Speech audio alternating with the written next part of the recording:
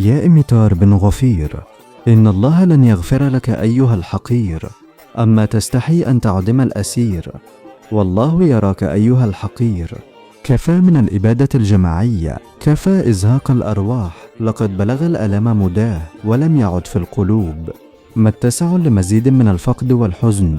أرواح بريئة تزهق، وأطفال يحرمون من أبسط حقوقهم في الحياة الإنسانية: الرحمة، الشفقة، الرأفة، المودة، القيم الأخلاقية مع الجن والملائكة، أشياء مستحيل أن تراه في إسرائيل.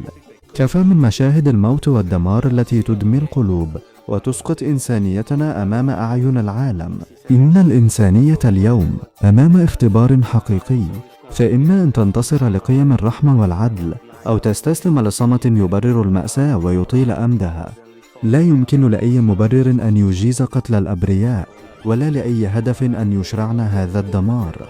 فالحياة حق مقدس لا ينتزع بالقوة ولا يساوم عليه. يجب أن يتوقف هذا النزيف فورا، وأن تتحمل كل الأطراف مسؤولياتها في حماية المدنيين، ووقف كل أشكال العنف. فالصمت لم يعد خيارا، والتأجيل لم يعد مقبولا، لأن كل لحظة تمر تفقدنا روحا جديدة وقصة حياة كان يمكن أن تروى. فلن نرفع أصواتنا عاليا.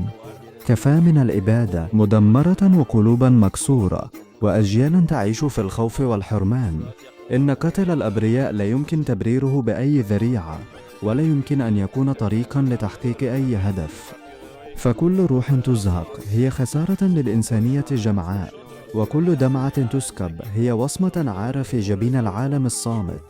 إن الصمت أمام هذه الجرائم لا يكل فداحة عنها. نرفع صوتنا عاليا لنقول: كفى، كفى من الظلم، كفى من العنف، كفى من الحروب التي لا تخلف سوى الألم.